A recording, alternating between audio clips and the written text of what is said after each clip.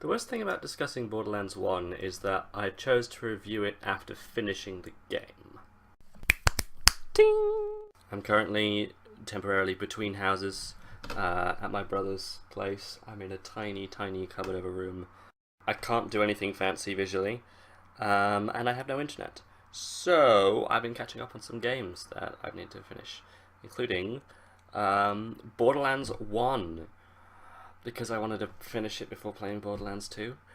If anyone else is considering this, if they want to play Borderlands 2 or Borderlands the pre-sequel, the new one, but they don't know if they need to play the whole game in sequence, I'm gonna say no. Not because it's bad. Borderlands is a really good game. It was a franchise starter because it's damn good. It's really enjoyable. It's funny. The combat it varies between being really quite hard and flavorful. There's a lot of flavor going on with the various elements that you can apply to your weaponry, with the strange effects that you can have, and those strange and some of the very original, very interesting creatures you're fighting throughout the Pandora, the world that you're on. And that's totally fantastic. The NPCs are interesting. We've got a high amount of female representation in the NPCs, which is really good. Now, literally everyone who is important is either a woman or Claptrap the robot, which is ace. That's fantastic. The game very much works in the same way that Skyrim does, but is if Skyrim was super simple and futury rather than fantasy, in that there's a bajillion side quests you can do, a ton of characterful and flavorful NPCs. You can go and F up so much shiz with enemies, train a variety of different skills. They're all gun skills, so it's simpler. I don't know, maybe it's more akin to Fallout. It's really good though. Totally solid game. Until the end. The end is the reason why I don't think you need to play it in order to play the sequels to the game, because I think it was just a waste of time. And it was a good introduction to the world. It really depends upon how well number 2 does at introducing the world. That ending, you built up so much story, so many interesting boss fights, so many great good and bad, and a lot of morally grey NPCs. You really feel in the last hour or two maybe of gameplay. It depends upon how good you are, and I'm mediocre. I found one really good gun, and that was a sniper, and so I could snipe the crap out of people, but if I had to get into close combat, it was a bit more complicated.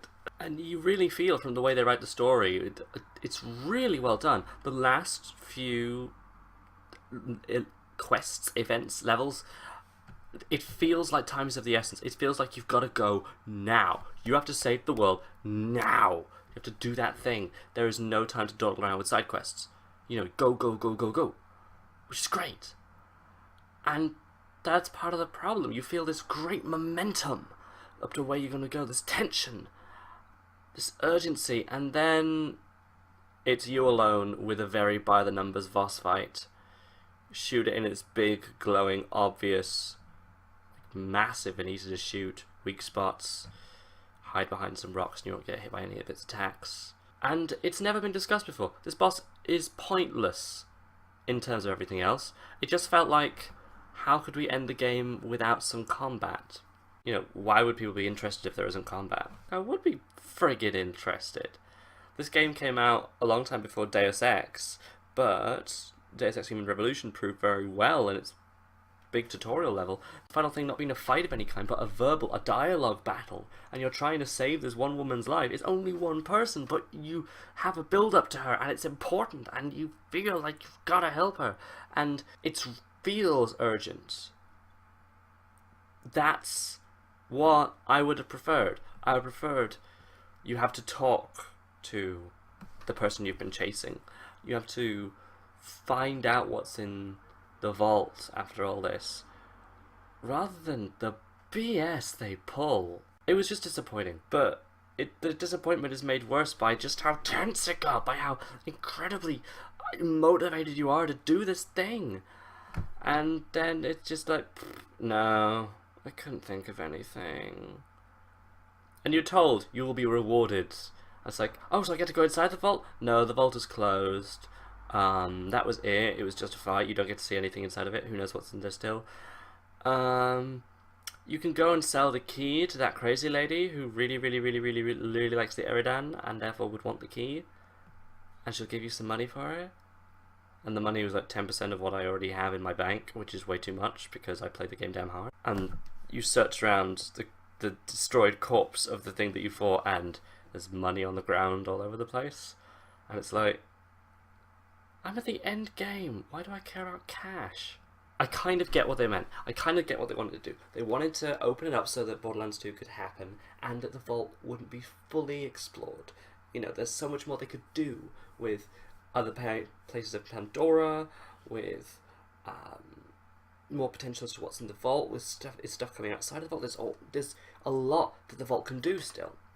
Even though you've been at the gate of it, you've just never walked into it. But at the same time, I think that when it closed, or when you exploded the destroyer that came out of it, then it should have dropped a weapon, or something from the vault should have come out. You should have had a spew of some other things on the other side. A gun, just a gun, would have been better. It wouldn't have been good, it would have been better. If you're asking yourself, if you see it in the Steam sale and you're asking yourself, should I play Borderlands 1? Totally do. Really fun, awesome game. If you're asking yourself if you need to play Borderlands 1 in order to play Borderlands 2 and the pre-sequels, I've not played these games yet, but honestly, I feel like I shouldn't have bothered. A little bit. I can sum up in like less than a minute all the plot that went on in this first game, and then that's it. You're on the same page. You're on the same page as everyone else. You'll be entering Borderlands 2 with as much information as you would have had if you had played the entirety of the first game. You know that Pandora is a crazy place, and plenty of monsters. There's a lot of mercenaries going around. It's a humorous game. I love the cel-shaded, toony style. It's awesome. Claptrap is hilarious, and the best thing, and that's the reason he's keeping going on in each of the series, is because he's friggin' hilarious. I could describe to someone the whole thing with Angel, but it's kind of boring, to be honest. And unless she crops up again, I wonder if there was much point. It was like an A until the end, and then it got a B-. That is how bad the ending is. It really takes it down. It blew the wind out of me. It made me feel kind of bored, and I just don't. Disappointed.